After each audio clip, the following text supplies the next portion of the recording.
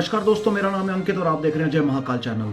दोस्तों, आज मैं जिस विषय पे बात करने वाला हूं वो है वॉशिंगटन पोस्ट, जो कि अमेरिका का अखबार है, न्यूज़पेपर, जो भारत को बदनाम करने की कोई कसर नहीं छोड़ता इंटरनेशनल फोरम के ऊपर, और काफ़ी सालों से वो ऐसा कर रहा है, साजिश कर रहा है।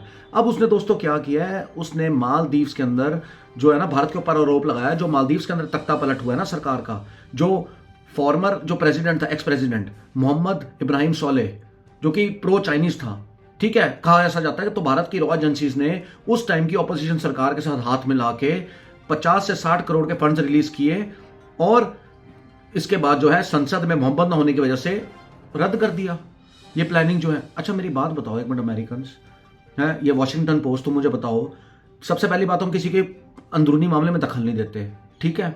उसके बाद मालदीव्स ने हमेशा पता है क्या बोला है, भारत हमारे बड़े भाई जैसा है, पानी, रोटी, दवाई, किसी भी चीज की जरूरत हो या डिफेंस तक की, भारत ने हमारी मदद की। अब्दुल्ला शेख, उसने खुद बोला है कि Bharat is emergency for us 911, जब भी कोई भी ऐसी चीज हुई है तो भारत हमारे साथ बड़े भाई बनकर खड़ा हुआ है, भारत ने कभी हमारा साथ नहीं छोड़ा।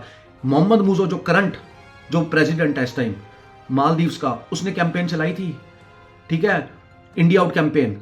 उसके बाद दोस्तों मालदीव्स हमने बोला ठीक है, क्योंकि हमारी रोटी पानी सब कुछ तो मालदीव्स को हम बेचते थे, प्लस उनकी जो इकोनॉमी थी हमारे टूरिज्म पे चल रहा था, लेकिन हमने कुछ नहीं बोला। हम चाहे तो डिस्टेबलाइज कर सकते थे उस टाइम मालदीव को, हम चुपचाप निकल गए। हमने बोला तुम्हारी अपनी सॉवरेनिटी है, तुम्हारा अपना मामला है। फिर अब्दुल्ला शेख जो था ना दोस्तों, उसने मोहम्मद मुजो जो करंट प्रेसिडेंट है उसको पता क्या बोला, उसको बोला कि तुमने जो किया भारत के साथ अच्छा नहीं किया, भारत हर मुसीबत में हमारे साथ खड़ा हुआ है।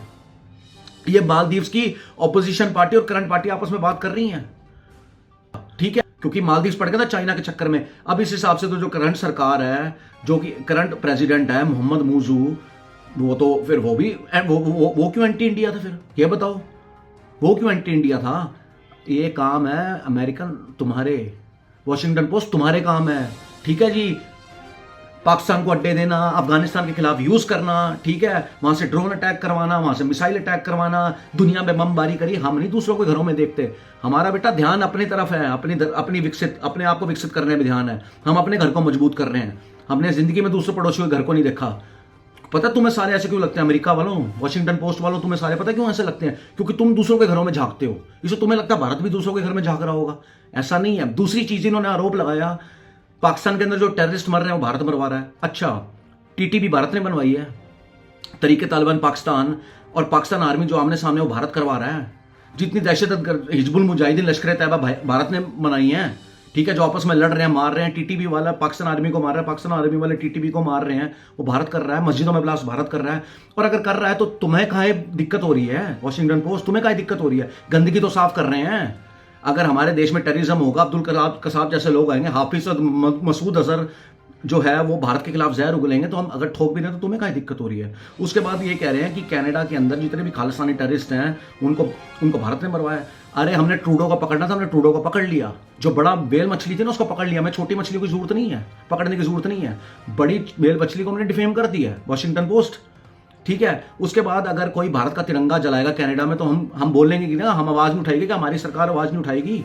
क्यों नहीं उठाएगी? अगर तुम्हारे मुल्क के खिलाफ कोई ऐसा करेगा, तुम्हारे मुल्क के झंडे को जलाएगा, तो तुम आवाज नहीं उठाओगे क्या? अच्छा, चौथा, इनको दिक्कत ये हो रही है कि शेख हसीना को भारत ने समर्थन किया।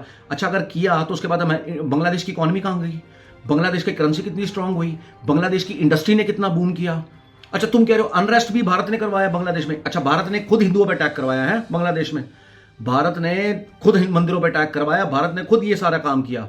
बेटा सारी दुनिया तो ये बोल रही है, सारी मीडिया ये बोल रही है कि अमेरिका ने करवाया है। अब तुम बचने के लिए सारा भांडा भारत पे फोड़ रहे हो, अपने आप को बचाने।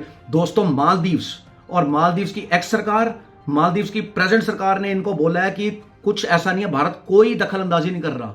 इनके मुंह पे मारा जूता वॉशिंगटन पोस्ट वालों के, क्योंकि ये भारत पे आरोप तो लगा लेते हैं, इनके पास सबूत कभी नहीं होता, शुरू से इनकी आदत रही है आरोप लगाना और भाग जाना, सबूत होते नहीं। दूसरी चीज, अडानी पे भी इन्होंने ऐसा आरोप लगाया था, जिसकी वजह से भारत की कंपनियों को नुकसान हुआ था, इमेज खराब हुई थी, भारत की डील्स कैंसिल हुई थी, भारत का ट्रेड कैंसिल हुआ था, क्योंकि इनका शुरू से ही आदत है, अमेरिका ना जल रहा भारत से इस टाइम कि भारत इतनी तरक्की क्यों कर रहा है, भारत को बदनाम किया जाए। ये सारी दोस्तों इनकी कॉन्स्पिरेसी है, ये वॉशिंगटन पोस्ट की, ठीक है।